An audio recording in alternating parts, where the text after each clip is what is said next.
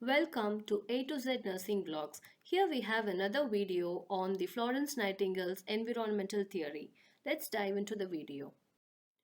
To introduce the Nightingale's environmental theory, the environmental theory by Florence Nightingale defined nursing as the act of utilizing the environment of the patient to assist him in his recovery.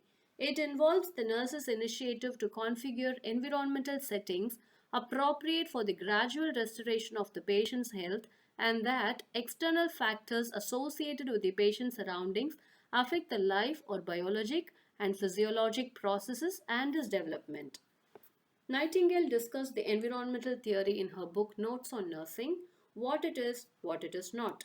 She is considered the first theorist in nursing and paved the way in the foundation of the nursing profession we know today. There are four major concepts in the Florence Nightingale's environmental theory. Number one, nursing. Nightingale stated that nursing ought to signify the proper use of fresh air, light, warmth, cleanliness, quietness, and the proper selection and administration of diet, all at the least expense of vital power to the patient. She reflected the art of nursing in her statement that the art of nursing, as now practiced, seems to be expressly constituted to unmake what God had made diseases to be, a reparative process.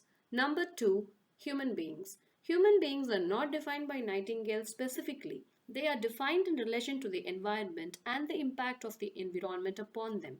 Number three, environment. Nightingale stresses the physical environment in her writing. In her theory, Nightingale's writing reflects a community health model in which all that surrounds human beings is considered concerning their health state. Number 4, health. She stated, we know nothing of health, the positive of which pathology is negative, except for the observation and experience. Given her definition that the art of nursing is to unmake what God had made disease, then the goal of then the goal of all nursing activities should be client's health. There are 10 sub-concepts in the environmental theory. Here we see the conceptual framework of Florence Nightingale showing the 10 sub-concepts and the role of nurse and the client. Note that the client, the nurse and the major environmental concepts are in balance. That is, the nurse can manipulate the environment to compensate for the client's response to it. The goal of the nurse is to assist the patient in staying in balance. If the environment of a client is out of balance, the client expends unnecessary energy. Let's see the subconcepts one by one. Number 1, health of houses. Badly constructed houses do for the unhealthy what badly constructed hospitals do for the sick. Once ensure that the air is stagnant and sickness is certain to follow. Number 2, ventilation and warming. Keep the air he breathes as pure as the external air without chilling him. Nightingale believed that the person who repeatedly breathes his own air would become sick or remain sick. She was very concerned about noxious air or effluvia and foul odors from excrement. She also criticized fumigations for she believed that the offensive source, not the smell, must be removed. Nightingale also stressed the importance of room temperature. The patient should not be too warm or too cold. The temperature should be controlled by an appropriate balance between burning fires and ventilation from the windows.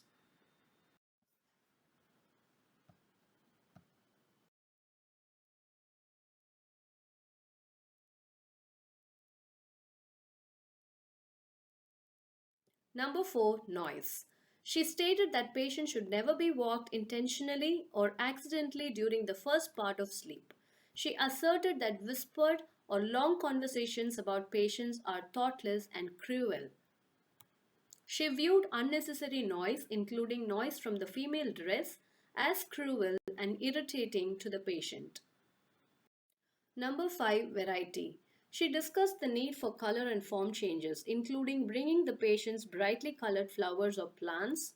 She also advocated rotating 10 or 12 paintings and engravings each day, week, or month to provide variety for the patient. Nightingale also advocated reading, needlework, writing, and cleaning to relieve the sick of boredom. Number 6, bed and bedding. Nightingale noted that an adult in health exhales about 3 pins of moisture through the lungs and skin in a 24-hour period. This organic matter enters the sheets and stays there unless the bedding is changed and aired frequently. She believed that the bed should be placed in the lightest part of the room and placed so that the patient could see out of the window. She also reminded the caregiver never to lean against, sit upon, or unnecessarily shake the patient's bed. Number 7. Personal cleanliness. Just as it is necessary to renew the air around a sick person frequently to carry off morbid effluvia from the lungs and skin by maintaining free ventilation, so it is necessary to keep pores of the skin free from all obstructing excretions. Every nurse ought to wash her hands very frequently during the day. Number 8. Nutrition and taking food. Nightingale noted in her environmental theory that individuals desire different foods at different time of the day and frequent small servings may be more beneficial to the patient than a large breakfast or dinner. She urged that no business be done with patients while they are eating because this was a distraction. Number 9. Shattering hopes and advices. Florence Nightingale wrote in her environmental theory that to falsely cheer the sick by making light of the illness and its danger is not helpful. She encouraged the nurses to heed what is being said by visitors, believing that sick persons should hear the good news that would help them become healthier. Number 10. Social considerations. Nightingale supported the importance of looking beyond the individual to the social environment in which they lived. Florence Nightingale identified 5 environmental factors. Number 1. Pure fresh air. To keep the air he breathes as pure as the external air without chilling him. Number 2. Pure water. Well water of a very impure kind is used for domestic purposes, and when the epidemic diseases shows itself, the persons using such water are almost sure to suffer. Number 3. Effective drainage. All the while the sewer may be nothing but a laboratory from which the epidemic diseases and the ill health are being installed into the house. Number 4. Cleanliness. The greater part of nursing consists in preserving cleanliness. Number 5. Light, especially during the direct sunlight. The usefulness of light in treating diseases is very important.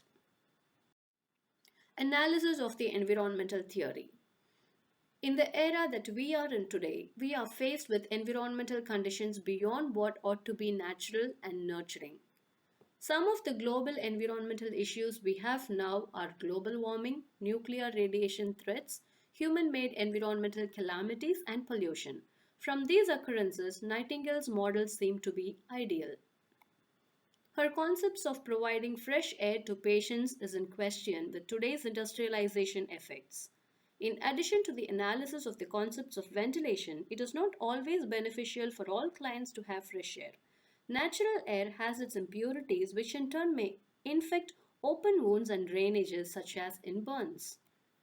With the idea of providing light, the light emitted by the sun today is proven to be harmful already because of the destruction of the Earth's ozone layer. Exposing the patient constantly to direct sunlight may be more destructive to the patient's betterment than beneficial.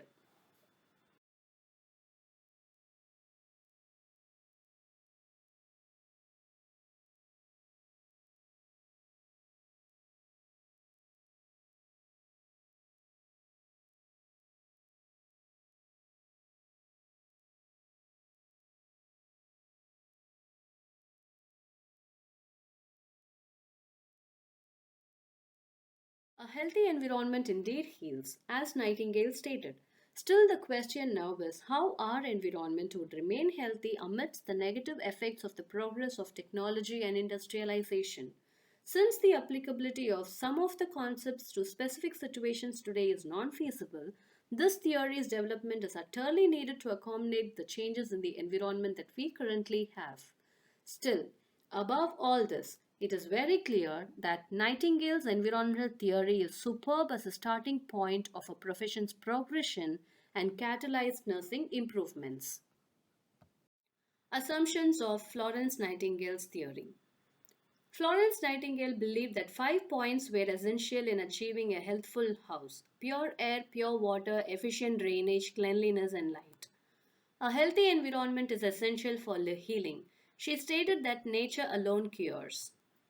Nurses must make accurate observations of the patients and report the state of the patient to the physician in an orderly manner.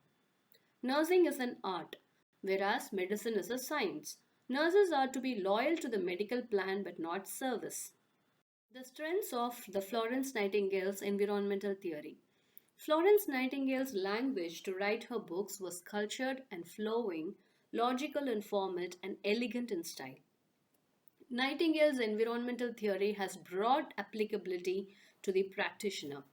Her model can be applied in most complex hospital intensive care environments, at the home, a worksite, or in the community. Reading Nightingale's environmental theory raises consciousness in the nurse about how the environment influences client outcomes.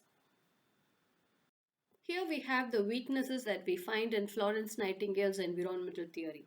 There is scant information on the psychosocial environment compared to the physical environment. The application of her concepts in the 20th century is in question. As a conclusion, the environmental theory of nursing is a patient care theory. It focuses on altering the patient's environment to affect changes in his or her health. Caring for the patient is of more importance than the nursing process, the relationship between the patient and nurse or the individual nurse. In this way, the model must be adapted to fit the needs of the individual patients. The environmental factors affect different patients unique to their situations and illnesses. The nurse must address these factors on a case by case basis to make sure the factors are altered to best care for an individual patient and his needs. If the contents of this video are informative, like the video and share this with your friends and colleagues. Thanks for watching.